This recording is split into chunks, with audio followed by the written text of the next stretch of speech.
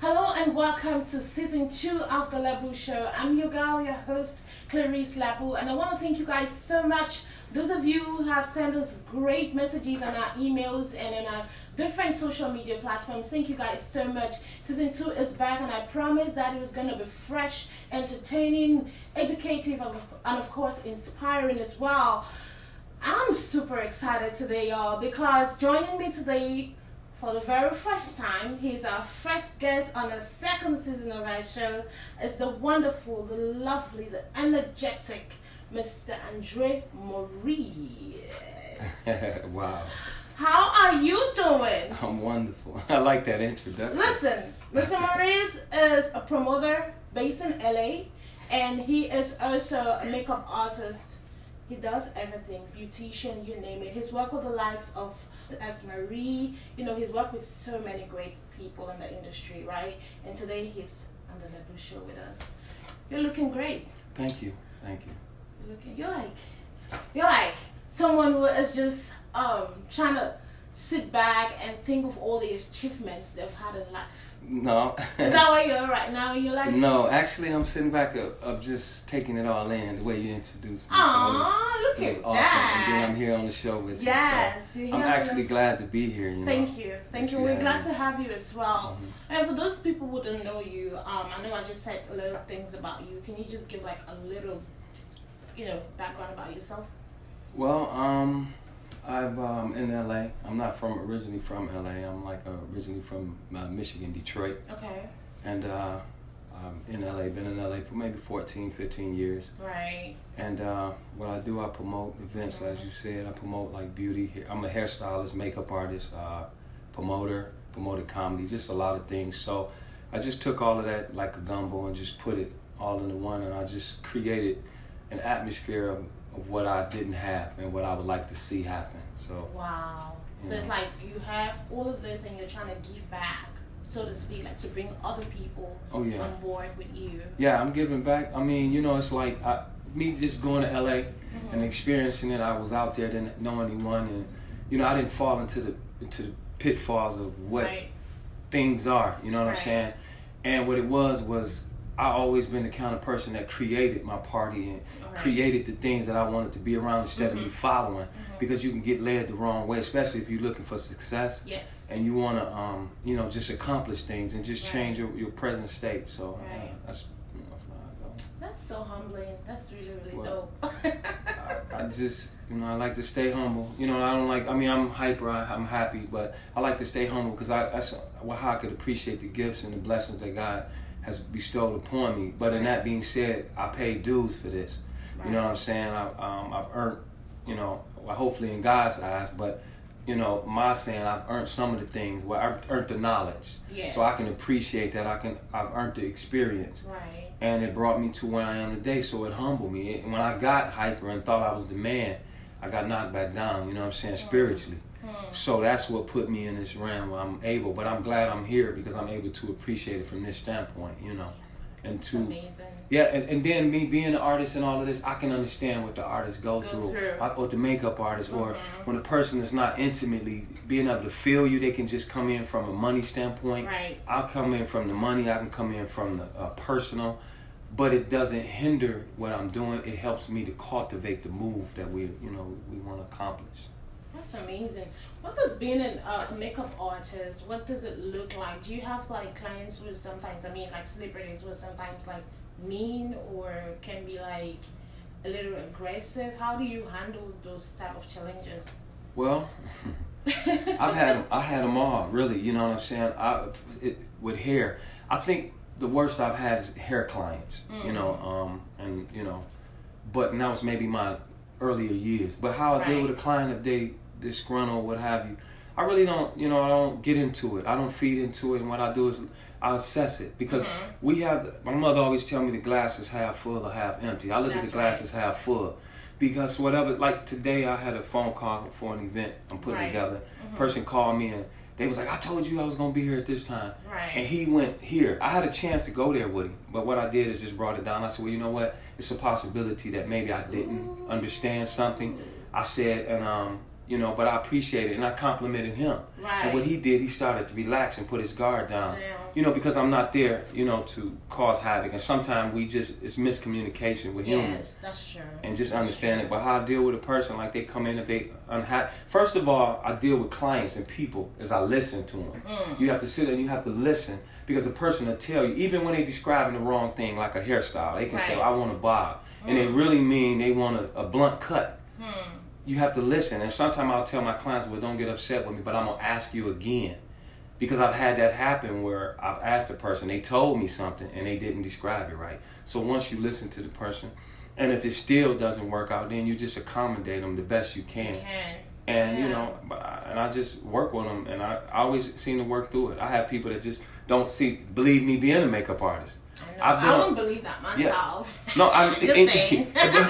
But you know what? I've been on the set, and a movie set. I'm, you know, leave it like that. But I've came in and they spoke to the talent, you know, they celebrity, whatever. And I was like, you know, hey, how you doing? They looked at me and was like, you know, this and that. I didn't take it personal. But then later on they were like, you know, where's my makeup artist? And they be like, Andre Maurice. Him? And then I just sit there and go, how you doing? I like it. I mean, like, oh my God. You know, and I just, you know, but I still don't take it personal. Because, like I said, my glass is always going to be half full. So, you know. Ooh, that's amazing. You sound like an inspirational speaker. That's just, I'm just getting so much inspiration from what all of the things you're saying right now. And also, I know you also started a tour called Dream of Color. Am I saying it right? Dreaming Color. The Dreaming Color tour. Dreaming Color tour. What is the whole idea behind this? Well, the Dreaming Color tour is, once again, it's, I was doing these beauty shows. Like, is it just you trying to give back again? Because I know that's what you do. Well, no, it's for me to give back, but also it has where I'm taking. Well, I have to start. What it is like we dream. You know what I'm saying? We dream in so many different shades and so many different colors and so much beauty. Right. You know what I'm saying? But the whole premise is me being music, me doing beauty, fashion, all of that, and I just take that. And I've been doing this like in LA for like maybe 2.5, about 3 years. Okay. So I figured it was time to take it on the road. Right. And you know, and to different states. So what I do is we go in the state, like we here in Dallas, and we find a talent. You know what I'm saying? They get on the show, but they can win. We going like to Dallas, Detroit, Toronto, Miami, Las Vegas. In Canada? Yeah. Ooh. Yeah. Wow. Yeah, we have going international. Then. Yeah. I mean, because I've been there, but I did some musical things there. Okay. But now we're doing the beauty, so we just taking them there, and then competition in each state, and we have hairstylists, makeup artists. But we coming from a makeup standpoint, because a lot of times the team doesn't get the recognition. You know what I'm saying? That's true. As far as the hair, they focus very on the hair. Or if it's the makeup, but it's the premise. Is the basis for me is makeup, because I like makeup. You know what I'm saying? Right. And it's called a cross-cultural experience through makeup. So that's the whole premise of it. And, you know, I'll be talking to one. And you also have like models coming in, artists. Yeah, models. We have models. We have artists coming in. Right. We have designers. I'm probably gonna have a painter. Okay. You know, and display some art. Dope. Yeah, I mean it's different. And then also the club we at. You know what I'm saying? We taking it. I'm gonna let you take me and cheated. I'm gonna let you take it. Hold on. I was gonna come. Okay. I was gonna come to that because okay. It's not really a club, like it's a lounge. It is. It's which is gonna bring me to my next question. I know, right? Like I know, of course, you're an African American man. I'm sorry, but when I speak with you, I see this man who recognizes himself like someone who originally came from the motherland. Yeah. I'm talking Africa, where I'm from as Got well. you. And you're so passionate about that. And that's why you're in Dallas now and you're trying to host this huge event and you're going to use an African lounge. Yeah. Why is that? Well, I mean, let me explain. And you know what? I didn't seek it out, but let me tell you, I'm led. I let the spirit move. Move. I went to a lot of venues here, right? And then I went to a couple clubs. They was like, you know, I was gonna rent a hotel, and then I was like, but then I went to this club, and I was like, wow, this African. But I always like want to get connected, you know what I mean? So, but you know, it's a little different because I know the difference. Yes. It's not a difference to me. Okay. You know, but I know culturally sometimes it's a little, right. a little different. That the false was created, the falseness of it. So when I walked in the club, I was like, the lounge, excuse me, and I looked at it and I was like, wow, okay. And I saw the culture and they was playing African videos, but I promoted reggae and in LA. So I dealt with a lot of people like Michigan Smiley, the old school Eagle Mouse, and different people that I've sung background for them and stuff like that. That's another thing I did. You do it all. Yeah, he does it all. He's I'm the like man. Jamaican 13 jobs He is now. the man. No, but because it's like, and I'll come back to that, but a lot of times I want to say this to people that's really trying. A lot of times they tell you, they used to say to me, the jack of all trades and the master of none. But I never took that because I realized once I do, especially in this day and age, if we do one thing, then, you have to master it, and get good at it. And what I did throughout my time, that's true. I just focused on it and made sure I was good, enough that I could make it through. And then I would add to it. But like I said, me going into the club, I appreciated it. And then I forgot his name, Augustine, I think. Yeah. I saw him working hard, man, and I was like, he was just working. I saw him with his son, and I admired it, because I look for inspiration. I get it from anywhere. Yeah. And he was out doing his thing, cleaning and sweeping, and he was cleaning so hard it made me grab a broom. And I'm in there sweeping too, man, scoot over, man. Let's do this together. And he's like, no, man, the wrong accent, right? Hold on. Hey, I get it mixed up sometimes. But what I'm saying, we like it like that, raw. Yes, that's how and we I'm like gonna keep it. I'm gonna definitely keep it raw. But he was working so hard that it was like, wow, and I admired it. And then I've always been, just fond of our culture, just as far as African and Jamaican and all of that. And I wanted to get close. And this time, once I think it, if you believe it, you can achieve it. That's true. I talked to him, and he was cool. And then we talked a little bit more. But he was like, okay, yeah, this guy coming from LA. Okay, he gonna do this. But I was like, no, I can do it. Just give me an opportunity. And then I told him this. I said, listen, man, I'm gonna manage this club. I'm gonna work with you. He looked at me like, man, you crazy. You're crazy. But you know what? It's just the point that it's so much love. Yeah. But me being in there, it's still different because they come in, they look, and they be like, especially if I'm talking, and then they'll be like, just observe me because I know everybody is paying attention. Right. But for me, it's people. It's just people. So we talked, and man, the love I'm getting, and then I met you. You know what I'm saying? Yes. And but look at the wonderful things and the blessings if we allow ourselves to receive that. So that's why, and it's nothing, and we need to embrace. We did need to. All of us need to embrace each other, and I don't separate nothing. You know what I'm saying? So I'm going home because she told me I was from where. I look like I was from where? Cameroon. I said he looks like a Cameroonian because I'm originally from Cameroon. That's and right. His name is Andre. Andre. Yes. So I was like, I think you're from Cameroon. He was like, really? I want to go there. I'm like, we'll welcome you. Yes, I'm going home, baby. I'm coming home, baby. Yes, I am. Excuse me, don't put that on the No. Wow, it's really nice. Let's talk about your personal life a little bit. You're also a father. Oh, I'm sweating. Here we go. You're a father, and I am originally from Africa. I've been in this country for a while now, and I see a lot going on in the system, especially with black men. Yeah, please keep it real. Yeah, I'm keeping it real. I'm keeping it 100. 100. Yes, 100. So, I don't know. And then when they see us comes out, and it's just like, whoa, and just so much going on. Every day I go on Instagram, there's one video after the other of how, police brutality on black people, especially black males. How are you handling all of that and teaching your son to live in a culture like this? Well, I would say this, to be serious.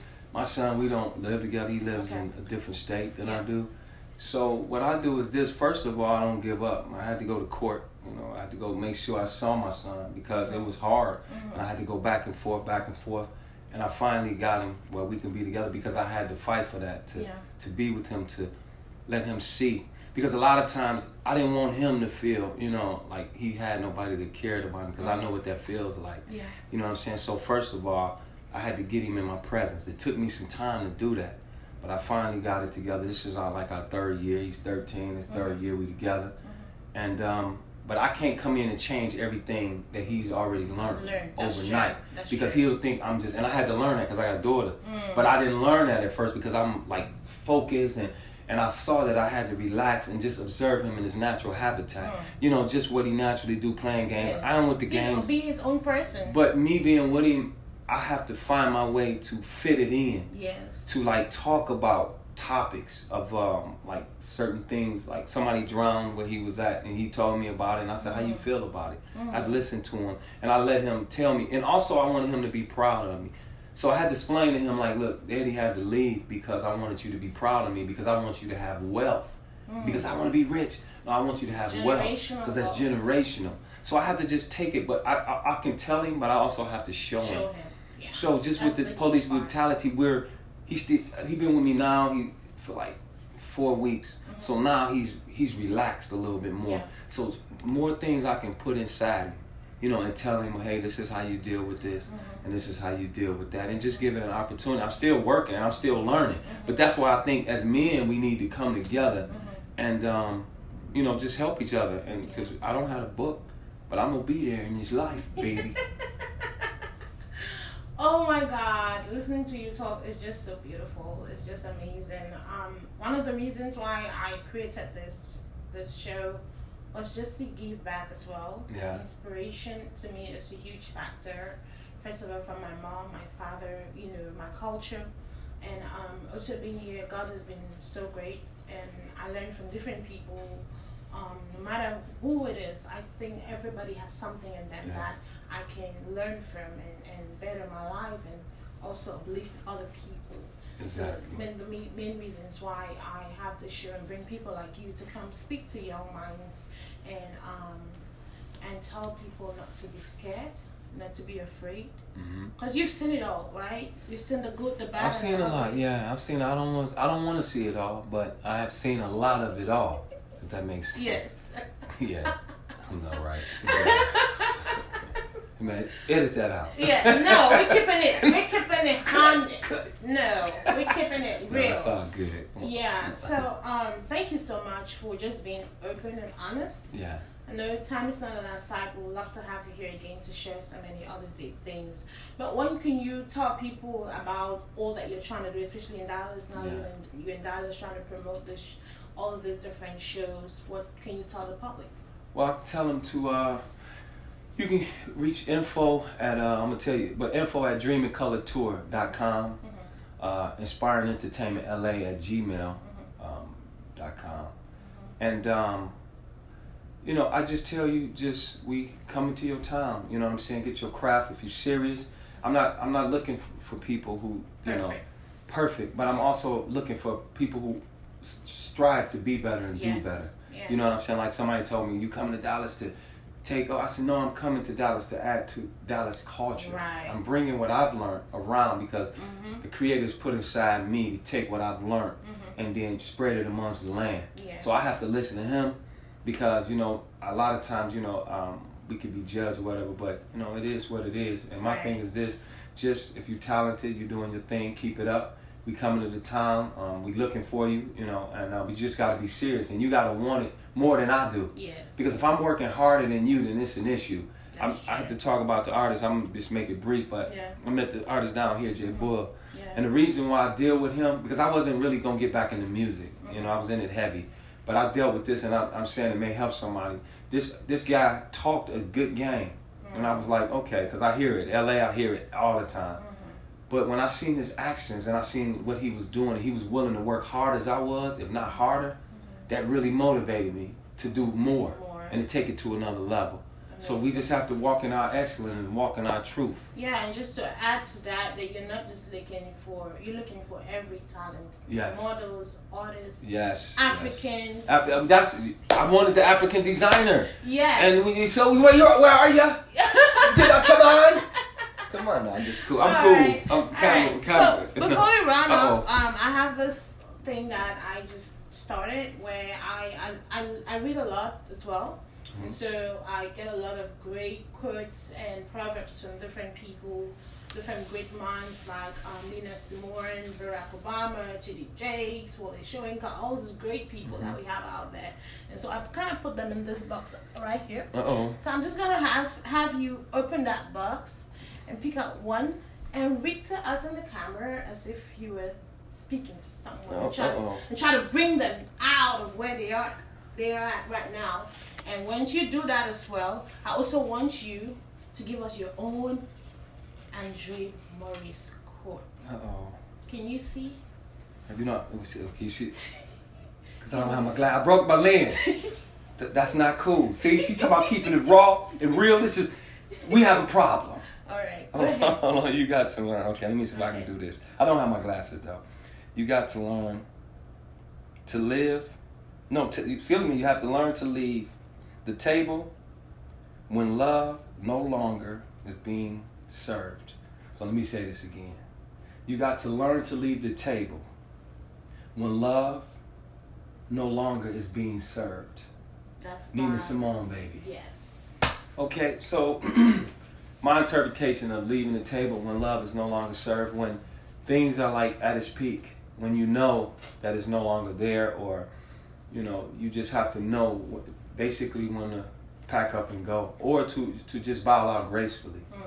And just understand, and like my mother say, if your head is in a lion's mouth, do you snatch it out or do you wiggle it out? Take your time. So and that's what it is. When things transition, embrace the change, embrace the movement, and just let it be. Some things we want as a possession, but it's not for us. A lot of it's for a season.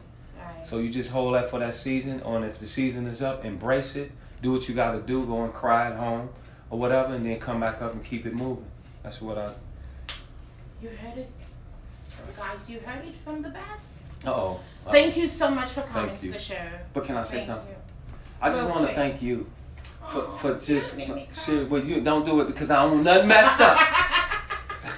But I want to thank you, because you said, and you could have, I didn't know who you were, and I didn't, and saw y'all in the lounge, and we was talking, and like I say, it's perception, because I saw her, she was looking together, and I was like, man, I wonder, and I observed her when she came in, and everybody she was with but she talked to us, and just embraced the movement, and I actually wanted to be I wanted her to talk to me, not just her specifically, but she talked to me and just made me feel warm and welcome, and we talk about bonding and just doing the things that we need to do together. So I want to say that what you're doing is awesome. Thank you. And you need to support. Y'all need to support her. Definitely give her the support, because this is needed, because we not yesterday, we in today and tomorrow. And we got to do this thing. So that's my thing. Andre Maurice here. Glad to be here. Hanging out. And we are in the house. Yes. Thank you guys so much for watching today's episode. If this is your first time, thank you for stopping by. Make sure you subscribe to the channel. Like us on Facebook, Instagram, what have you. Follow us, send us comments, emails, and let us know how we're doing. And of course, if you want to be on the show, hit us up and we'll bring you right here. And from myself, my crew, and I, thank you so much for watching. Stay blessed. It's the Laboo Show. Bye-bye.